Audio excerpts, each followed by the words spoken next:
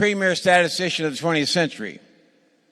He said, "We all have a responsibility for the well-being of our community." He said, "We all have a responsibility for the well-being of our community." And never has that phrase been more relevant for all of us than today. Gallery Furniture takes that responsibility seriously. That's why at Gallery Furniture North Freeway, you probably don't know this, Governor, we instituted a free preschool for children aged 6 months to 5 years old, for our team members' children.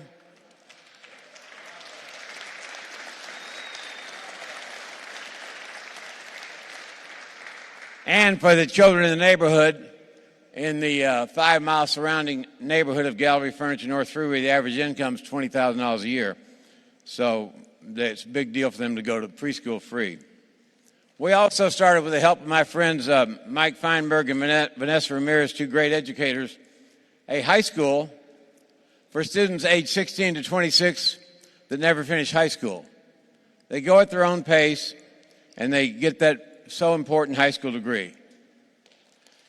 And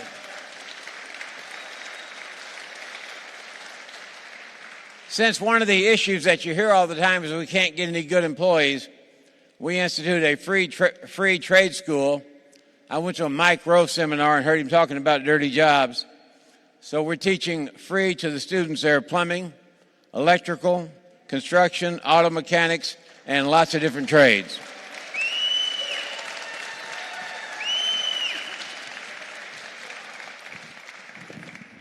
We're trying to make the community better for those people, but most importantly, to break that cycle of poverty for 5 or 6 generations. We will be opening a second trade school at Chimney Rock in Gulfton in a couple of months. And then soon we hope to have our own trade school right out here in Fort Bend County in this location.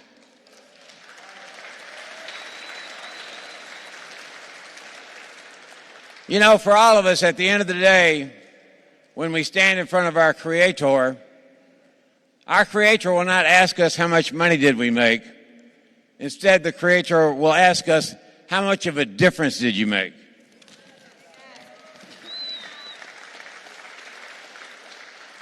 Now for why we're here. Think about this.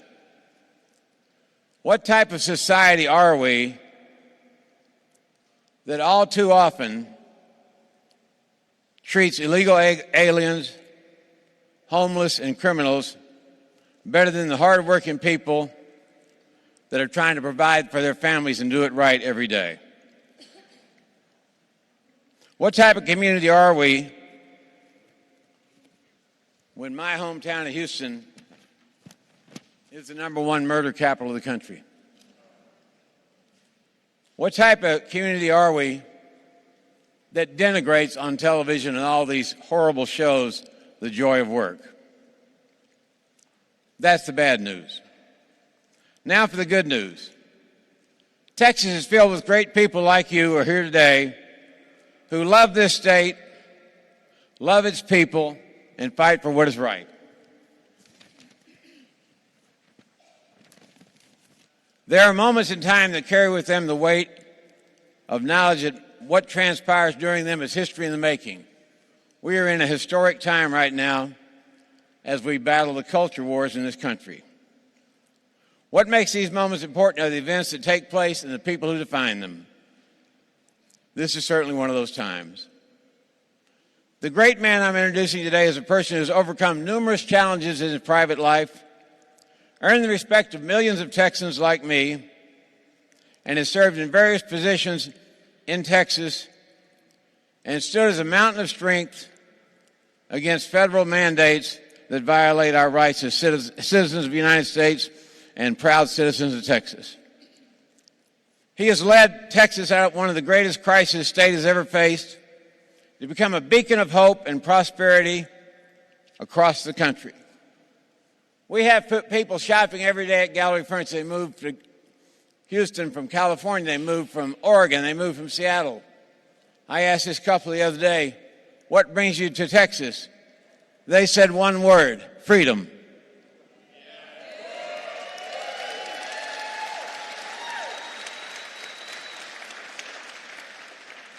The Texas economy has come roaring back. We're the 9th largest economy in the world, even though we've undergone this terrible pandemic the last 2 years.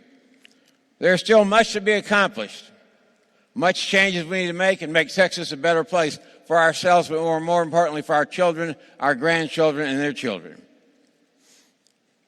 That's why the leadership that has been shown by Governor Abbott has to be continued.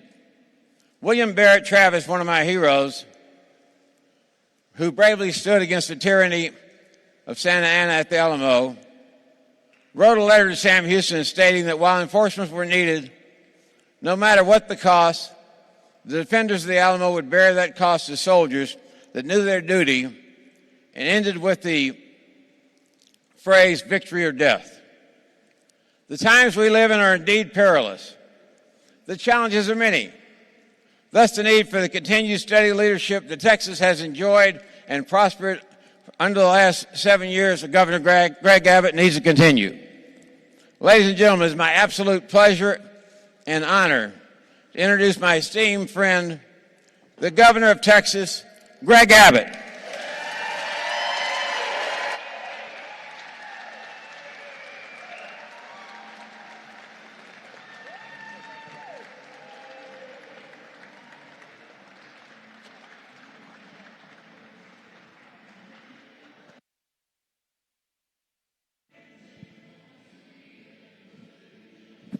Howdy. Give it up for Mattress Mac. You know, he talked a little bit about the importance of everybody having a role in making our community a better place. I've known Mattress Mac since the day or days that I lived in Houston, Texas. And I have never seen anybody step up and do more for their community than Mattress Mac.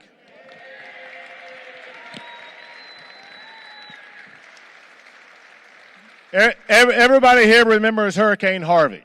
You may remember the way that Mattress Mac opened up his store there on I-45 on the North Freeway, making sure that he helped people out. We had a press conference at Mattress Mac's facility on I-45 where we announced the great program the state of Texas was putting in place to make sure we would be able to recover from Hurricane Harvey. Thank you again, Mattress Mac.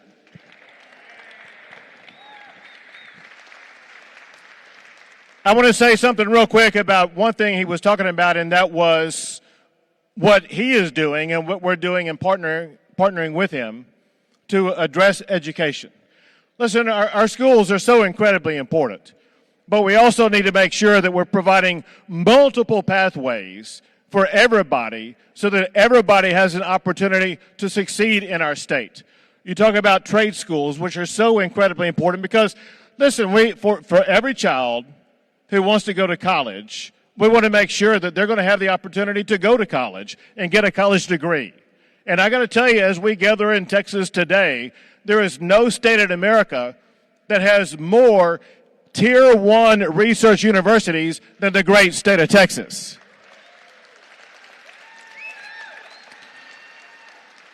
But that said, we realize that college is not the right pathway for everybody. But everybody deserves a good-paying job. That's why we passed a trade school apprenticeship program. And this provides people the opportunity to get an education that provides them high-skill training. I went out to a location not too far from here, over on the east side of Houston, at S&B Engineers and Constructors. They are participating in this apprenticeship program. And when I went out there, I visited a young woman who had gone through that program and had been working at S&B Engineers for a few years. And talking to her, I learned that just 4 years earlier, she had been homeless. She had been hopeless, had no job, had no idea what her future was going to be like. And then she went through that apprenticeship program at S&B Engineers. And she told me that after working her way up through that program and climbing the ladder at S&B Engineers, she now owns her own home.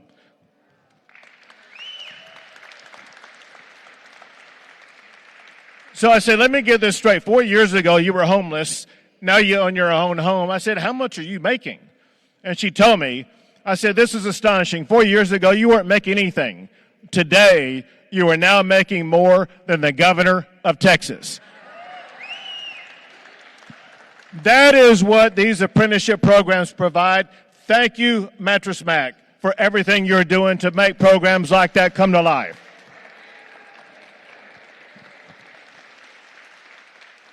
Now, listen, I was at an event last night, an event that was absolutely the largest political event I've ever seen in my entire life.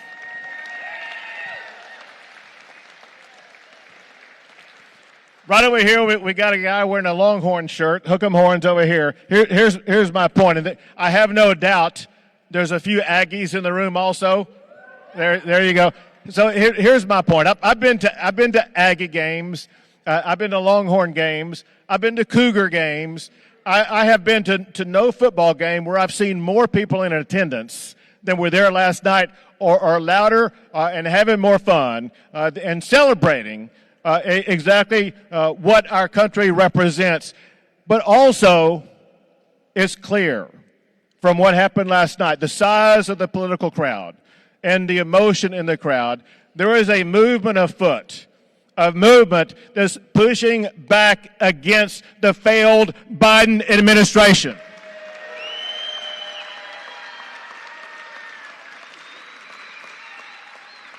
A movement that's going to have a red wave sweeping across the great state of Texas.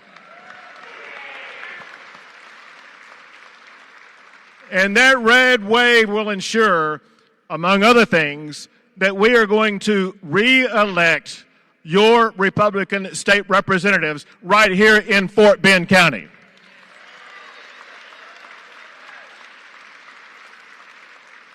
I want to thank J.C. Chutan for both his introduction, but also for what he did. I'm sure you know this, but it's worth repeating. He was selected as the Freshman of the Year because he did such a great job serving you in the state legislature. And you have right here in front of me two of your other great state representatives. You have Phil Stevenson and Gary Gates. Give it up for both of them for the great job they do.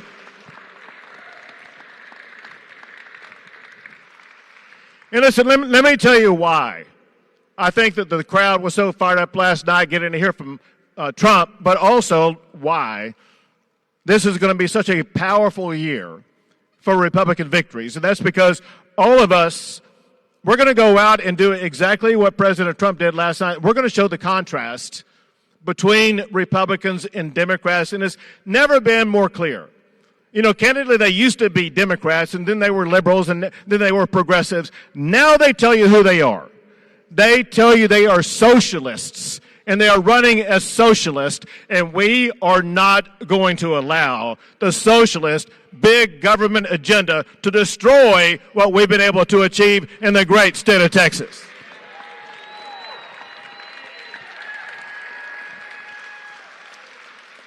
Take, for example, one of the things that Mattress Mac was talking about. Look at the way that we've been able to create such a powerful economy.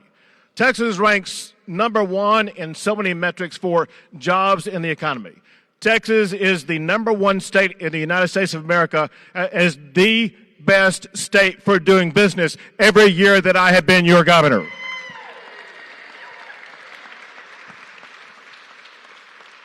Every year that I've been your governor, Texas has ranked number one as the number one state for the most economic development projects and expansions, growing businesses, creating jobs in our great state.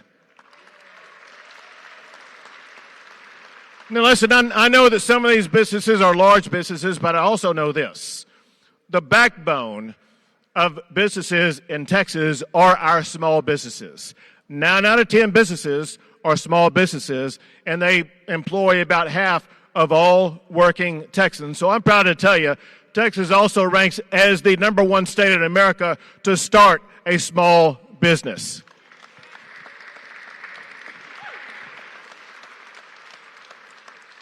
And so Mattress Mac told you one of the amazing stats of what all of this stuff means. And that is, if you look at the job creation and you look at the growth of our economy, Texas now has the 9th largest economy in the entire world.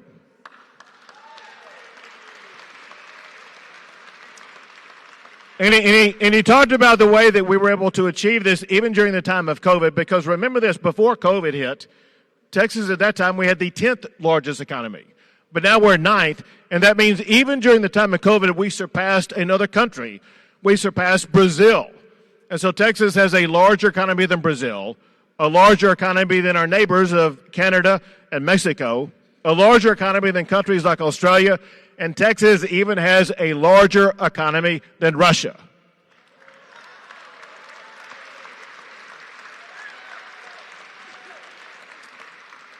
I'll be getting into this more later on, but if we have a larger economy than Russia, and we are that powerful, and we have President Biden, as we speak, working to send boots on the ground to the border between Russia and the Ukraine, let me tell you something. He needs to be looking at our own border and sending more boots on the ground to secure our own border.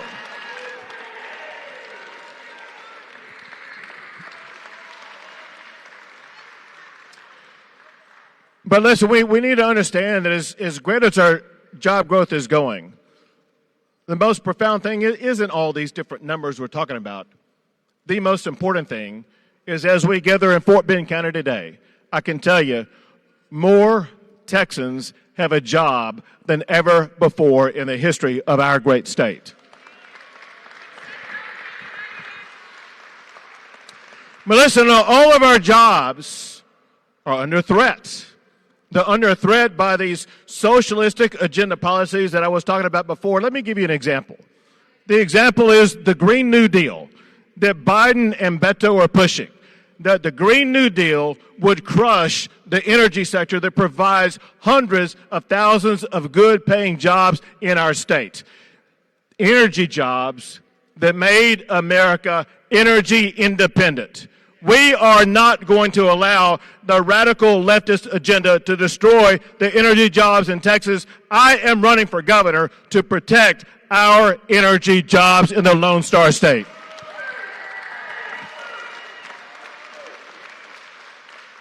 But listen, it's not just things like jobs. There are other ways in which we see this radical leftist agenda surface.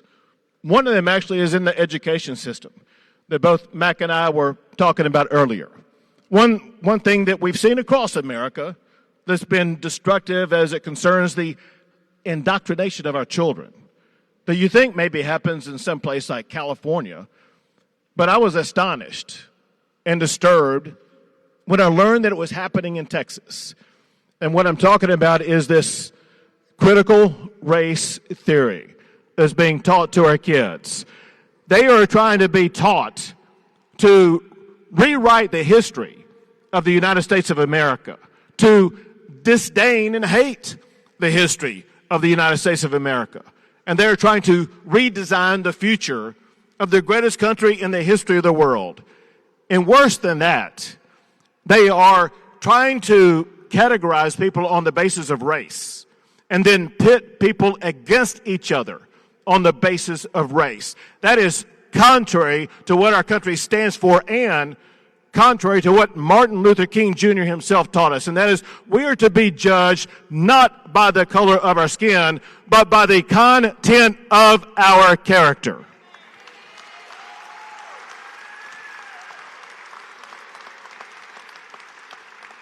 So we passed a law in this special session that I signed that addressed critical race theory, but it did so in only a limited way. And so I added critical race theory to the special session. It got passed, and now Texas has a ban on critical race theory in every grade, in every subject, in every public school in the great state of Texas. Texas has the strongest ban on critical race theory of any state in the United States.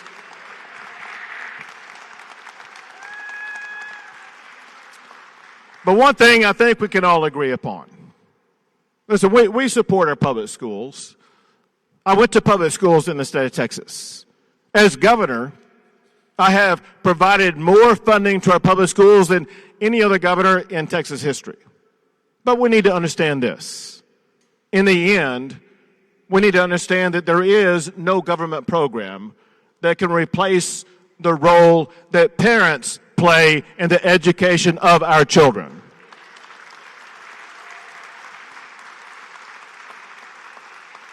And that is why I am campaigning on passing a Parents' Bill of Rights to restore parents to their rightful role as a primary decision maker for their children's education and health care matters. Parents matter.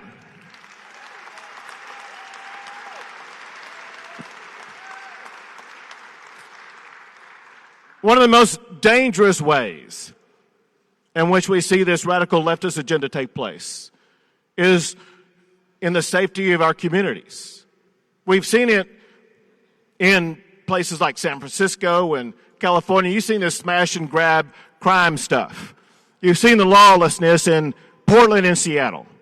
You saw what happened in Minneapolis. You've seen what goes on in Chicago and New York.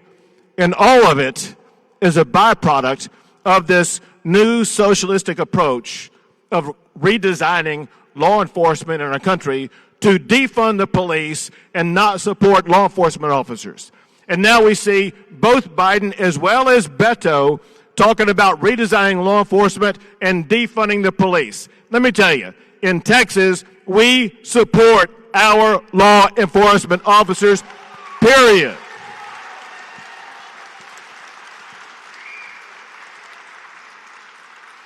And that's why this past session, we all worked together with your terrific members of the House from right here in Fort Bend County, and we passed a law that will defund any city that defunds the police. We are not going to tolerate disrespect for our law enforcement officers.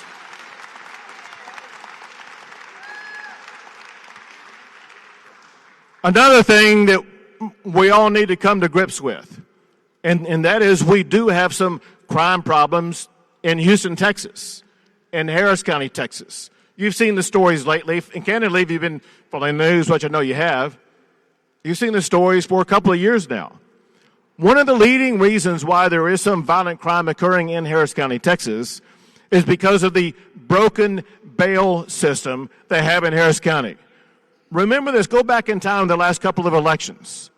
The last couple of elections in Harris County, there have been candidates running to be criminal judges in Harris County running as Democrat socialists. And they've been taking a socialistic approach with regard to bail reform, and they've been letting dangerous criminals who've been arrested for dangerous crimes back out onto the streets. A report I heard was that over the past 2 years, more than 100 people in Harris County have been killed by dangerous criminals who were released on bail who should not have been released. That's why we worked with the state legislature to pass bail reform this past session that I signed into law to crack down on a broken bail system.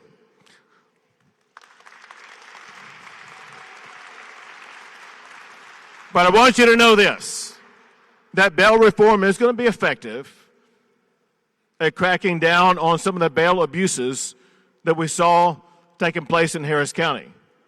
To make that bail reform complete, however, we need to pass a constitutional amendment.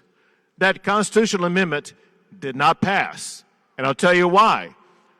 Democrats voted against the constitutional amendment that would have reformed a broken bail system in Texas. Democrats voted against constitutional amendments that would have ensured we keep dangerous criminals behind bars. That is why we need to elect more Republicans to the Texas House of Representatives this next session.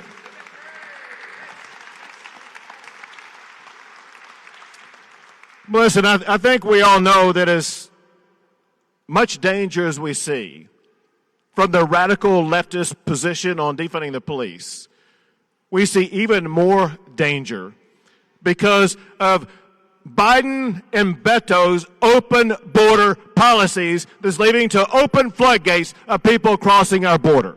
It is reckless, it is dangerous, it is unnecessary.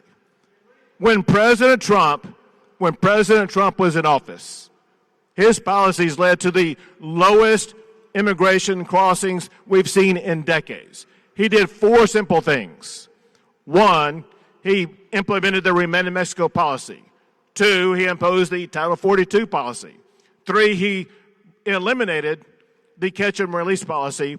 And 4, he began to build the border wall.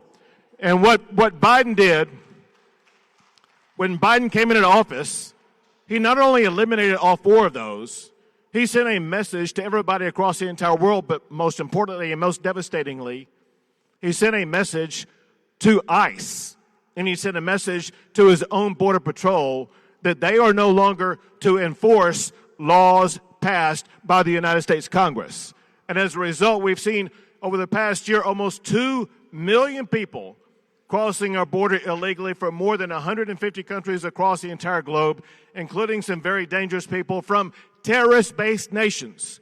The president has a responsibility for national security in our country. He has abandoned his role as president of the United States to secure our country from terrorist-based nations. That is reprehensible. And that is exactly why Texas is stepping up to do his job, and Texas is doing more than any state has ever done in the history of the United States to secure our border. With these legislators, we are adding more than $3 billion to secure our border. That includes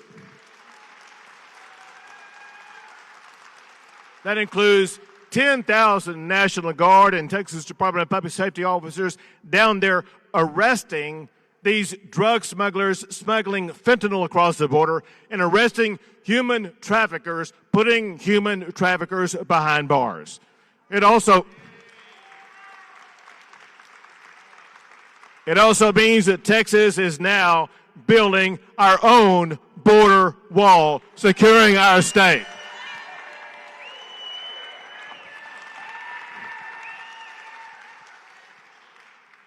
We also need to be concerned about the way that this radical leftist agenda, they're trying to eviscerate the United States Constitution. Take the First Amendment, for example. You all know what the First Amendment guarantees. It guarantees both freedom of speech, but as well as freedom of religion. And get this of what Beto came out and talked about when he was running for president of the United States. He talked about eliminating the freedom of religion by eliminating the tax-exempt status of any church that refused to bow down to the woke left agenda. I will not let that happen in Texas.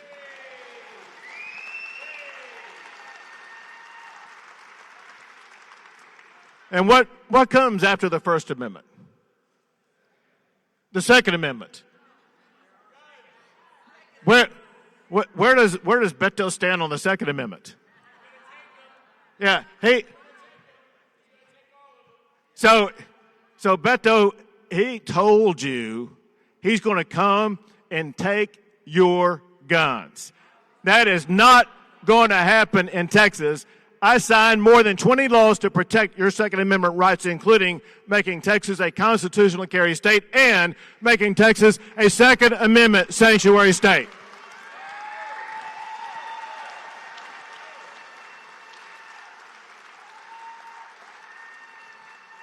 Listen, I can tell you guys are a patriotic crowd. I know one thing about this crowd right here. You all love the United States of America. You think America is the greatest country in the history of the entire world.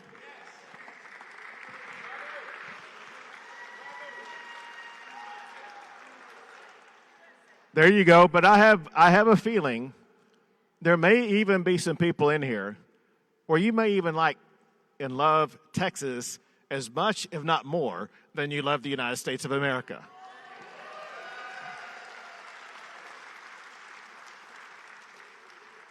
Here's what I want you to come to grips with. As much as you love America, as much as you love the great state of Texas, there are people running for office in this state who disdain and hate America for the way that it is. They hate Texas for the way that it is. They want to win office and redesign our great state and redesign the future of America, and we will not let that happen.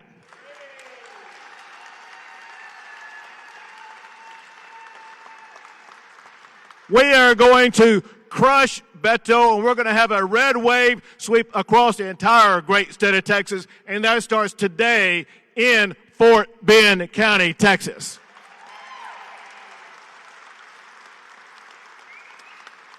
Working together, we're going to keep Texas the best state in the greatest nation in the history of this entire world. God bless you all, and God bless the great state of Texas.